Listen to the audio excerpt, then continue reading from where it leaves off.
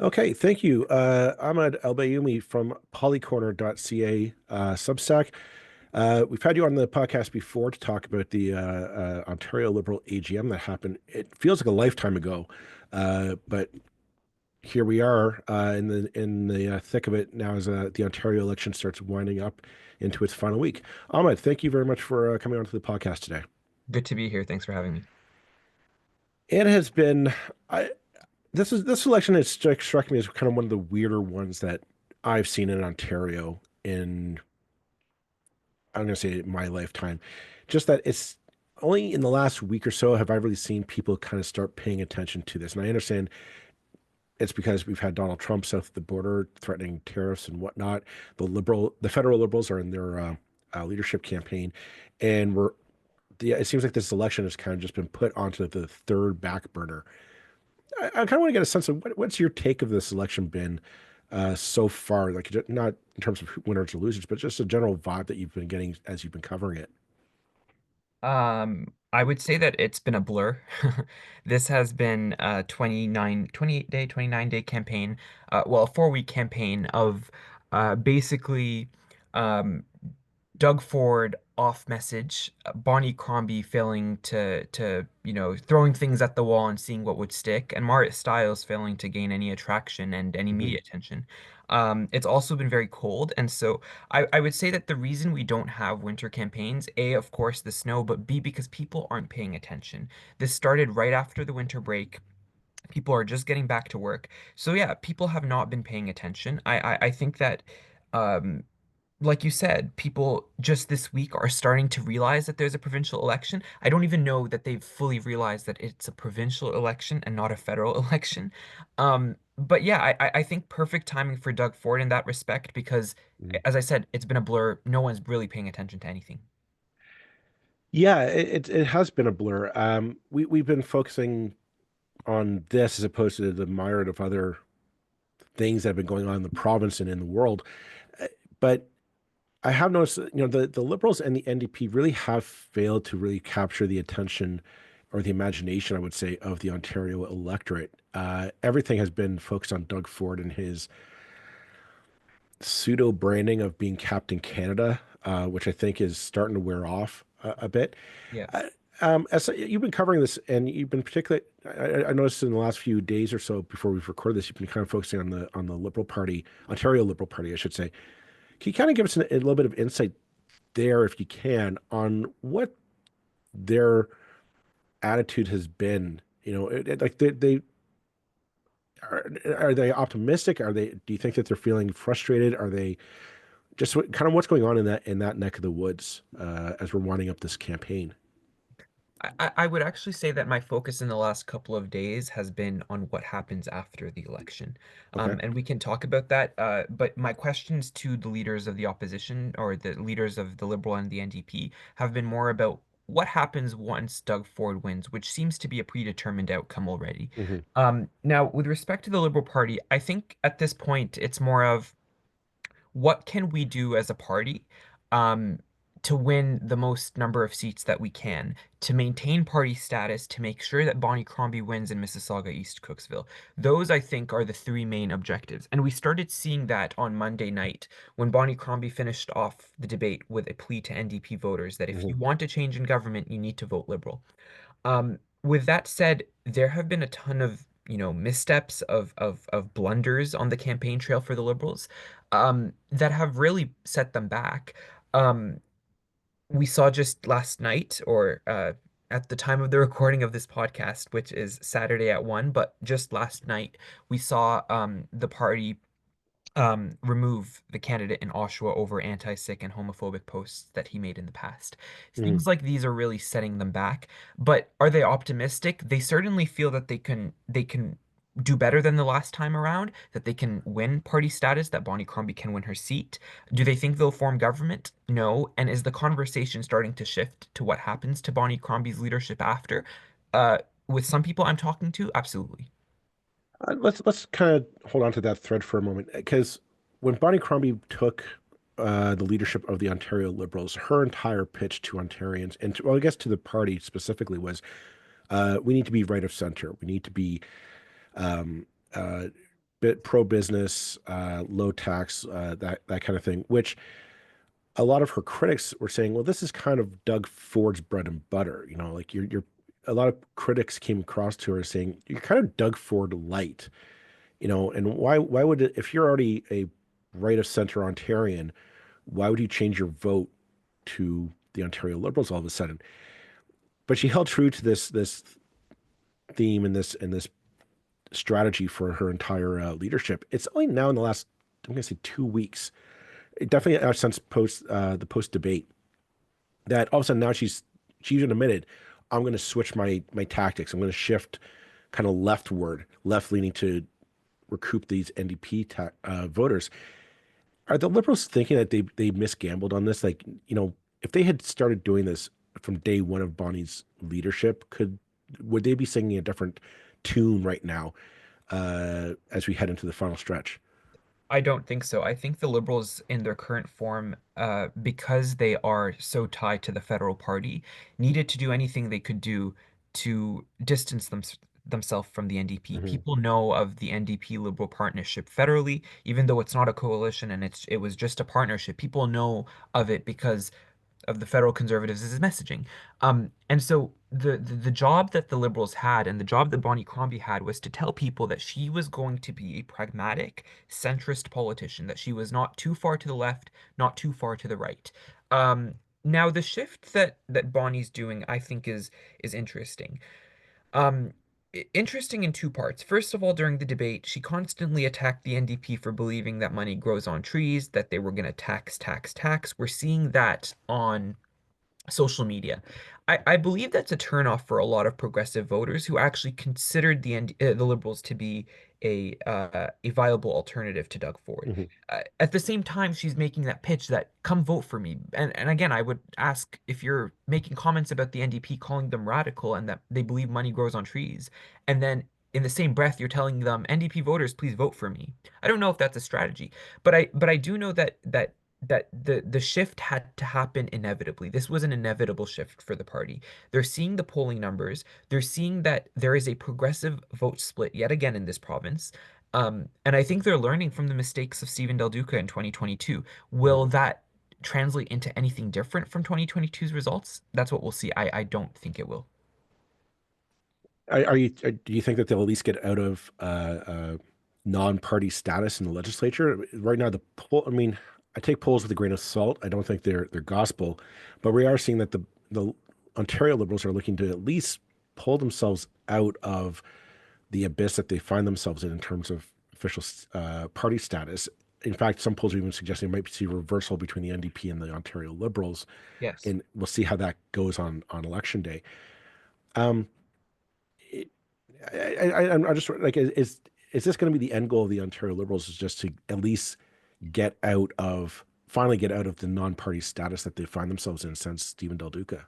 But that's a low bar. Like the Hmm. Yeah. getting out of party status and Bonnie Crombie winning her seat in Mississauga is a low bar. The party had spent weeks before this campaign um, saying privately, sources I've spoken to saying privately, but also talking publicly, that the threshold, and I believe Bonnie said this to Rob Ferguson in the Toronto Star, that the threshold for success in a campaign like this would have been 30 seats. So we're seeing the polls right now. We're seeing, I believe, Main Street's Daily Tracker has the Liberals at 19 seats today. It seems like the goalpost has shifted from 30 seats to now just official party status. And I will remind you that this is exactly what happened in 2022. The Liberals went into the campaign saying that our objective here was to come in second. They Towards the end of the campaign, the objective was Stephen Del Duca wins Vaughan Woodbridge and the party gets official party status. They didn't do either of those two things. So I am seeing those parallels. Now, do those parallels translate into a similar result? I don't think the Liberals will finish election night without party status. I do think there is a very, very solid chance that they end up in official opposition and that they swap roles with the NDP. Or we go back to where the legislature would have been under Kathleen Wynne, where the Conservatives had a small official opposition and the NDP was a third party with status with around 19 seats. Um, I think that's possible, But again, we need to be clear that the goalposts here are shifting for the Liberals. Mhm. Well, if I recall correctly, and you can definitely correct me if I'm wrong, when Bonnie Crombie ran for the leadership, her promise to the party was, "I'm going to win it. Like I'm going to bring us back to government." Yep. Because her claim was that Doug Ford is scared of her. She can mobilize the electorate, and she can get all the donors to come and give them money, and the party bought her pitch. This seems a very big shift from, I'm going to return us to the heights of power to, I'm just now going to get us back into, we can have an office back at Queen's Park, uh, and some money coming in. That's a big shift from those grand plans to where we are now. Um, when when a leadership candidate constantly talks about how they will win in the first time. I remember the slogan was Bonnie in one, that the party would win the election right away.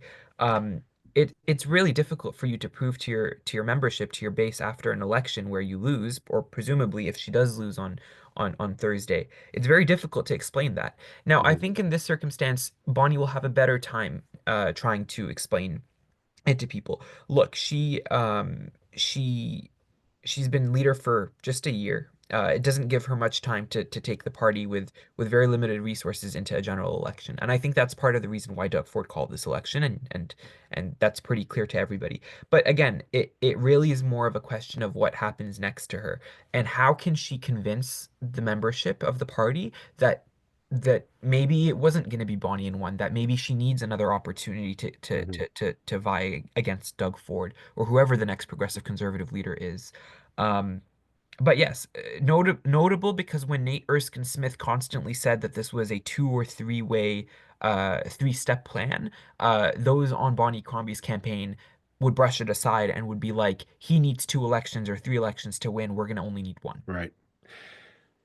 Yes, well, that's exactly what I was alluding to. This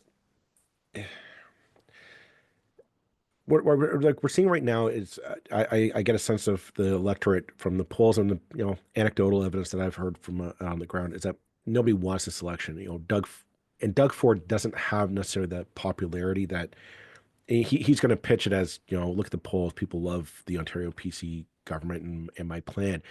But I don't get a sense of that. I get a sense that people are very upset. They feel very taken advantage of, especially in light of what's happening south of the border with the Trump tariffs and Ontario businesses that feel they're going to feel threatened over that. There's a sense of like we're being played here. Mhm. What is it about this that I'm going to say? Am I? Do you think that's true from what you've heard or what you've felt on the ground?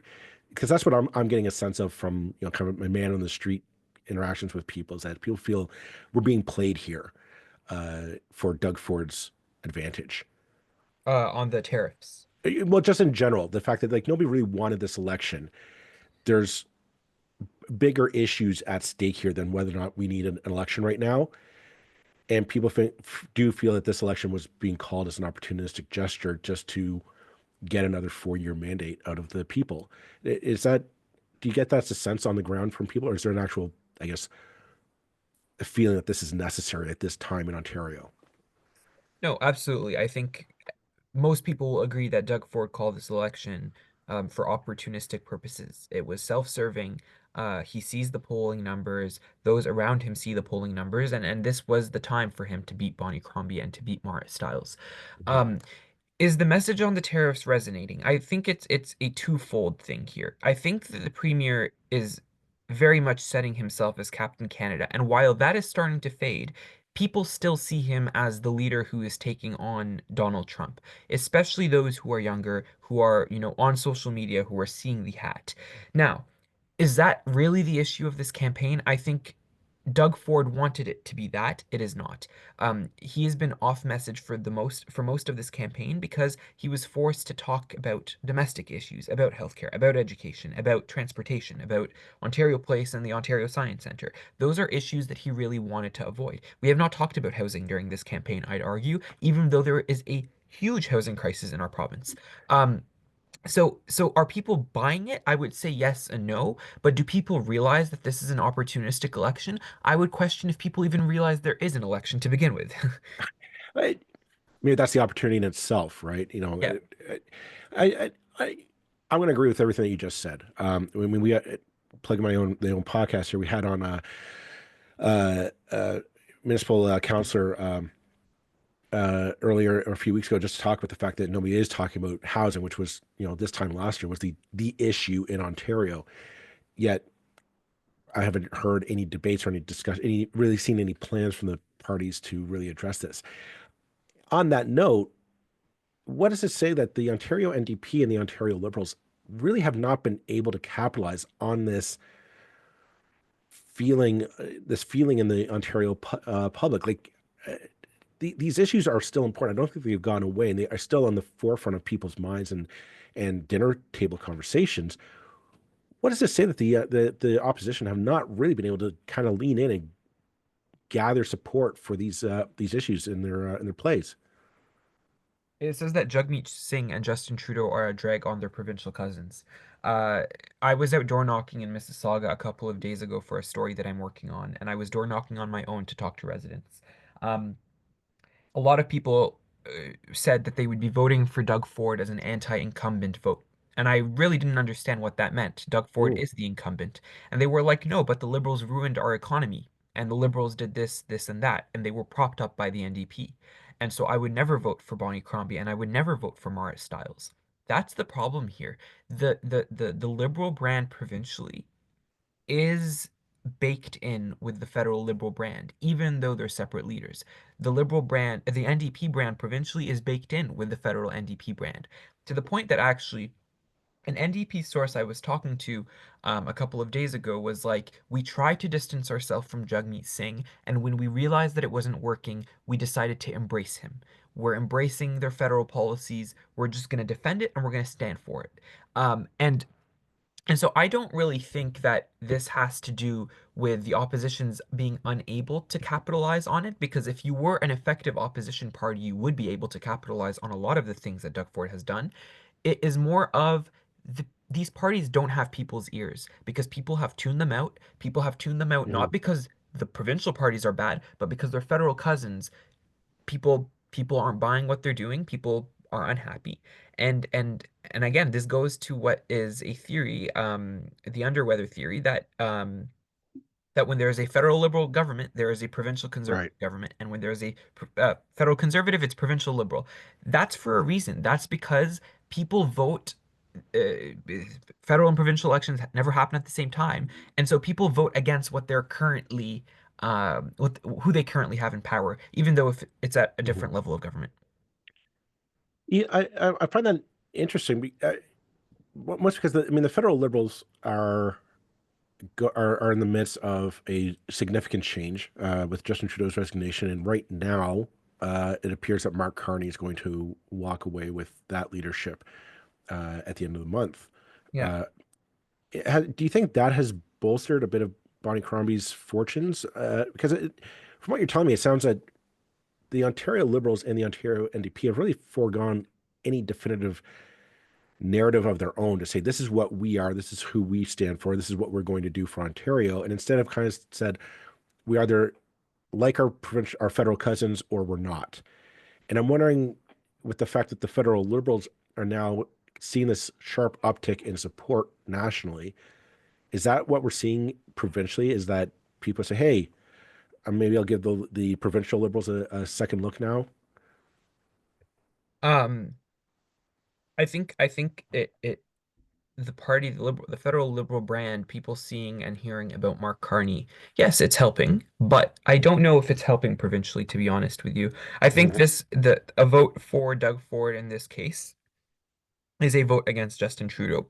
And in many cases, it's also a vote um, in support of Doug Ford. A lot of people I've spoken to, I was out door knocking with a candidate in a few days ago, and this is in a progressive conservative held riding Mhm. that's normally liberal. And the person was like, I like Doug Ford. I have never voted conservative, but this time I'm contemplating voting for him. I think that's also part of it. Um, Now, is the Liberal Party seeing a rejuvenation? I would beg to differ. Oh, okay. It can maybe just want to explain on that a bit. I'm curious to hear your thoughts. No, I still think they're very much tied with the Liberal brand federally, with Hmm. The Justin Trudeau brand. Um, it it doesn't seem to be like they've been able to distance themselves from him. They've distanced themselves policy-wise and no carbon tax and all that, but they have not, in people's perceptions, they're still the same. They're still the same. Um, but again, also a rejuvenation, I think, if you were talking relative to 2022, then yes, the party's is in a bit of a better position. Okay. Although I would argue that actually the 2022 campaign was a bit more energetic than the 2025 campaign for the I, on. I I definitely agree with you on that front. What I guess what the question I have is what comes after this? Or no, hang on. I'm going to hold that for later. I want to ask about whether or not the Ontario NDP and the Ontario Liberals have wasted the last year. I have found, and this is something that we've kind of been critical on this podcast about, is that both opposition parties have failed to really establish a brand for themselves or a narrative. We know that they're against Doug Ford, and they like highlight Doug Ford's weaknesses and scandals and whatnot, and that's understandable. But yet, I have a sense that nobody really knows who Bonnie Crombie and who Marit Stiles actually are. Do you get a sense that both parties were kind of waiting for this opportunity for people to plug in? Now they're going to be paying attention, and then we're going to get to say who we are and what we're about, only to, you know, it slipped through their fingers. Nobody's paying attention. And did they waste the last 365 days essentially to introduce themselves to Ontarians? Yeah, I think the NDP's focus over the past 2 years since Marit Stiles became leader was about winning the day in the legislature. How can we, beat Doug Ford at question period? Even though Doug Ford rarely shows up to question period, that Right. was their focus, and they could have used that time to prepare for an election. Now, granted, the NDP doesn't have much money to buy out ads, and so introducing Marit Stiles to folks is a challenge. Um, Compounded by the fact that the progressive conservatives would never use the word Marit Stiles in a single social media post, in a single ad. They basically shunned her from any publicity that they would have given Hmm. her. So that's when it comes to the NDP. When it comes to the Liberals, I think Bonnie Crombie is known, but for all the wrong reasons at this point. The Conservatives, since she won the leadership, have blasted her with ad after ad after ad about how she's the queen of the carbon tax.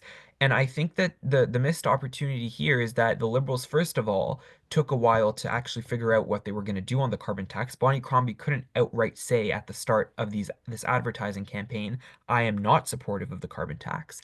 And they just let this ad campaign run without ever countering it. Like Hmm. we saw in Alberta, Danielle Smith put out a very similar advertisement about Nahid Nenshi.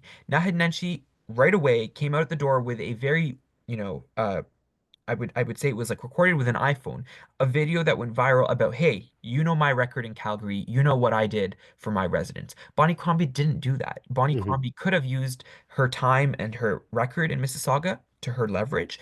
There's literally videos of Doug Ford singing her praises in the legislature a couple of years ago when she was mayor. They did nothing. And so I think that they had the opportunity to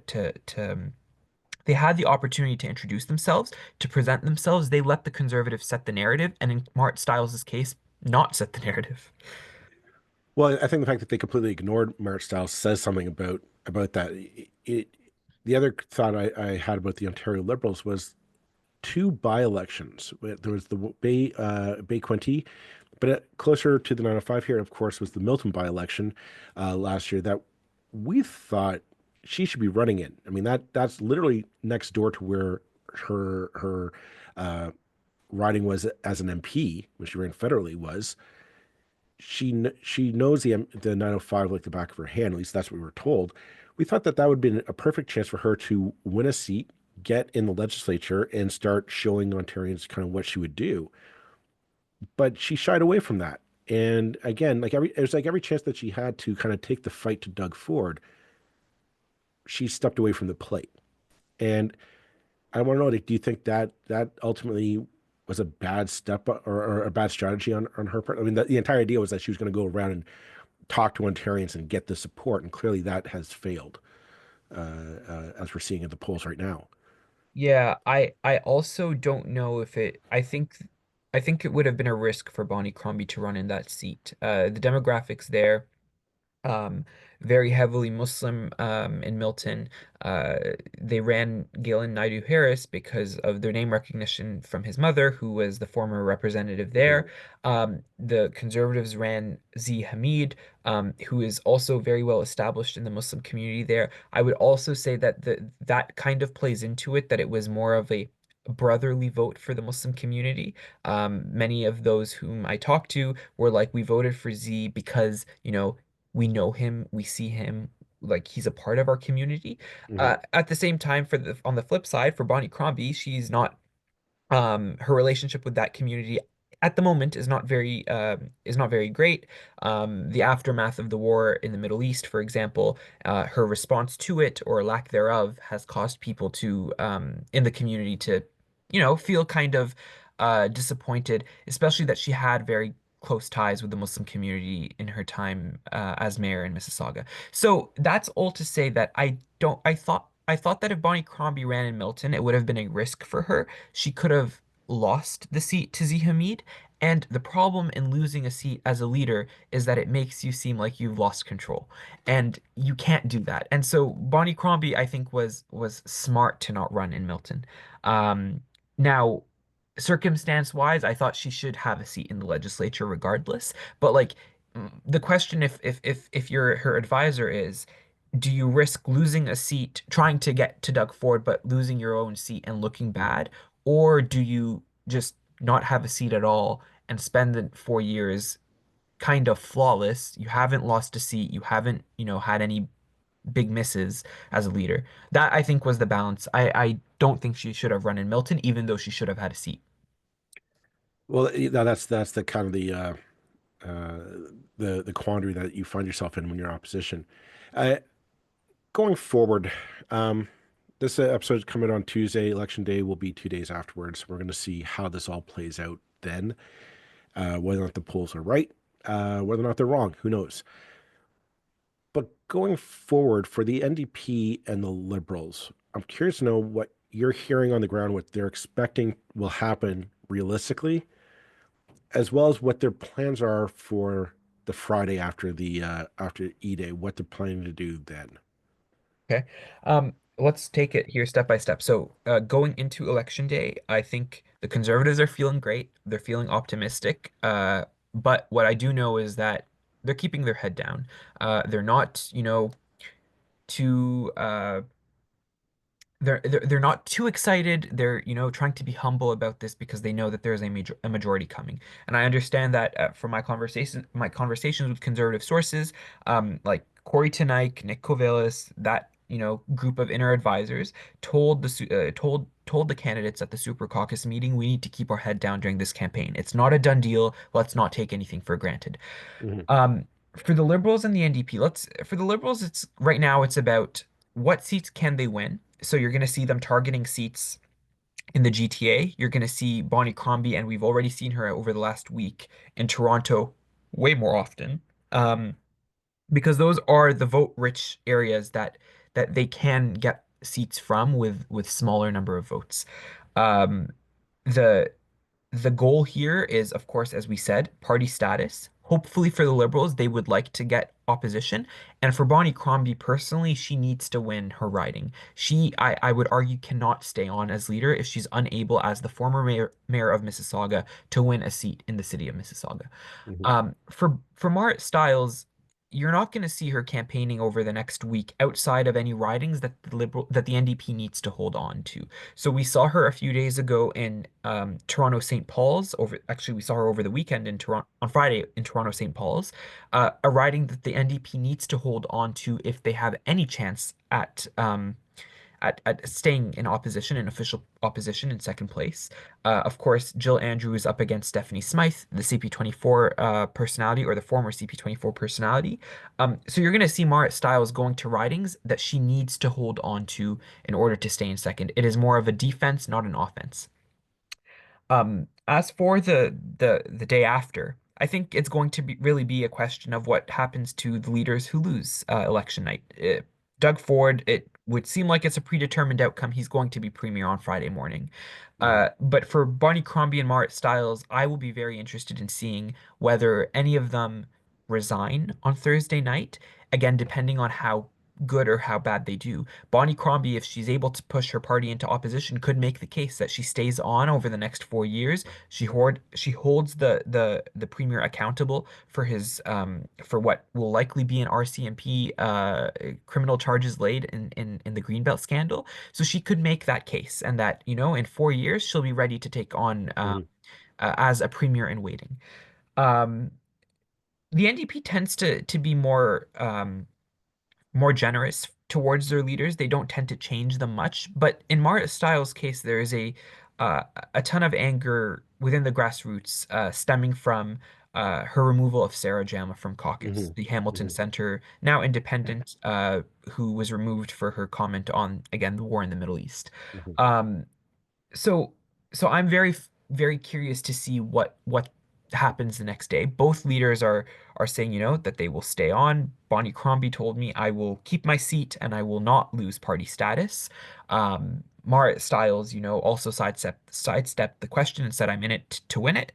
Um, which is interesting, keeping the bar very high when the polls are showing that you're losing, but that's another topic. But yeah, that I think is going to be the question. Are there any people within the parties who will try to push them out if they refuse to leave? Well, the NDP, you're right. You're right about the NDP. I think the grassroots are definitely feeling burned over the Sarah drama fiasco. But I do think they're divided. There's a group that the NDP are always, I find, are always a divided party amongst themselves.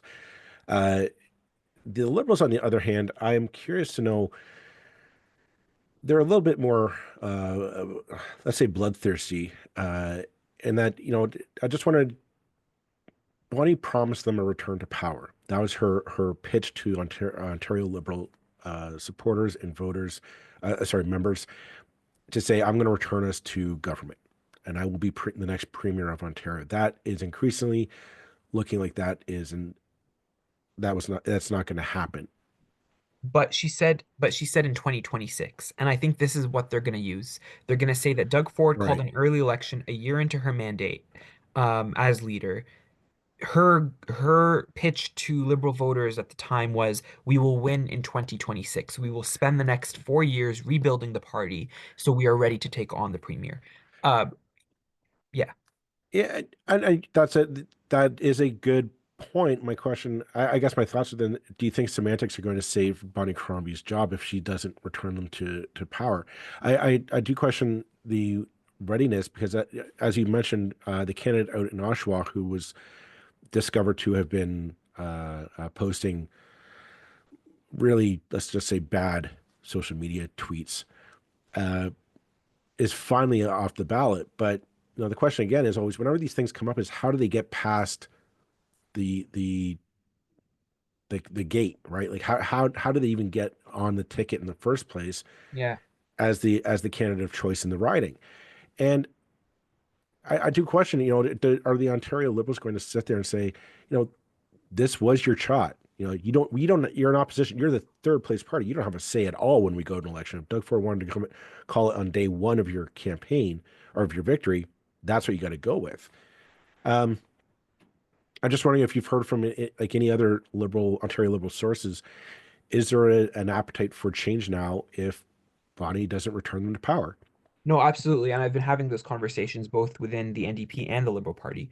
But I will say that for the Liberals in particular, um, there will definitely be, if Bonnie Crombie does not, if things fall apart for Bonnie Crombie on Thursday night, she does not win her seat. Let's say she does get party status, Hmm. but she doesn't end up resigning.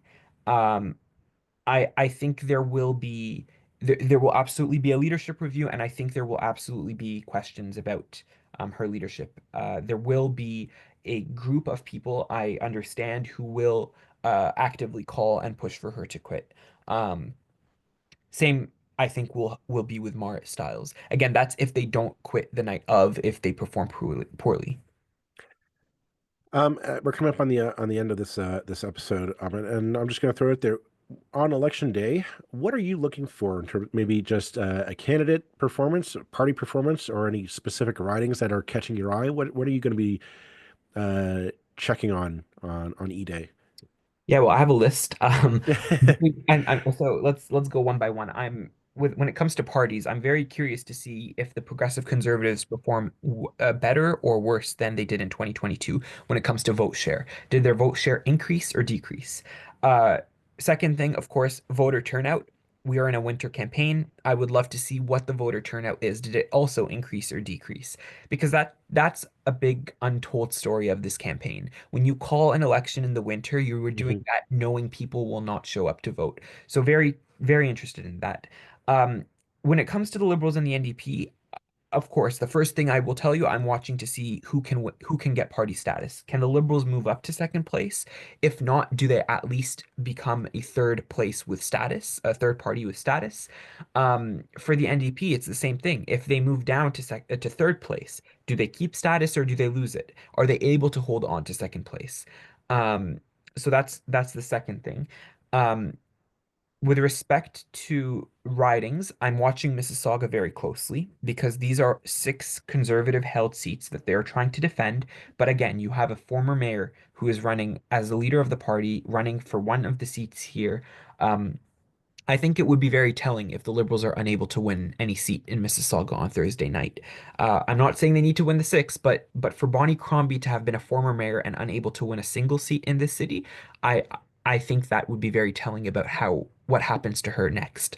Mhm. I'll be watching the GTA, so I'm watching Toronto St. Paul's again, Jill Andrew versus Stephanie Smythe. I'm watching seats around the GTA, so Etobicoke Lakeshore. Can Lee Fairclough, the Liberal candidate, beat Christine Hogarth? I'm watching Eglinton Lawrence, of course, and what the impact of the NDP candidate dropping off the ballot will have on Vince Gasparo's chances of winning. Similarly, in York Center, I'll be watching because those demographics are very similar. And then also like the ridings that are, one-offs. I'm very curious in seeing Hamilton Center. Does Sarah Jama eat at NDP votes? Again, the Conservatives are really targeting Hamilton. They already Mhm. have a seat there. Um, in Neil Lumsden, they want the rest of the seats. So can Sarah Jama's candidacy hurt or help the NDP? And if so, how? Can she even win that seat? Maybe it's possible. Mhm. Similar in Hamilton, oh my God, Ancaster Dundas. The riding held by Sandy Shaw. Can she win that seat or not? I'm looking at Niagara Falls, very NDP seats right now. The Conservatives are really targeting them. They got the endorsement of the mayor. Can they win them? Mhm. In Windsor, I'm watching Windsor West, Lisa Gretzky. It's an NDP held riding. There is no Liberal candidate on the ballot, so that could help her. But again, the Conservatives are really targeting that seat. They have Windsor to come say they already won it. They want to win Windsor West. And then for the Greens, I'm really, really interested in seeing if they can hold on to Kitchener Center, which would be a big win for them, but also Perry San Muskoka. Matt Richter is running again in that riding against Graydon Smith. And so he came strikingly close, I believe, in the last election to winning. The polling had shown that he was ahead, but even though the Conservatives deny it, they say their internal polling had them winning the whole time. Can he? Is it second time is the charm for him? Um, and yeah, that's about it. And then once the polls are closed and we know who's winning where, again, the question turns to what happens next for these leaders. What happens next to Bonnie Crombie? What happens next to Marit Stiles? If they stay, is there a push to Mhm. remove them? And if they go, um, who will end up leading the NDP and the Liberal Party into the next election? Well, we'll have to wait and see, find out on Thursday. Yeah. Thank you very much, Ahmed, for your time. Love the work that you do over at Policorner.ca. Highly suggest folks, if you haven't already, subscribe, throw some money his way. He's doing great work over there covering Ontario politics. Uh, Thank you very much, Ahmed. Thanks so much for having me.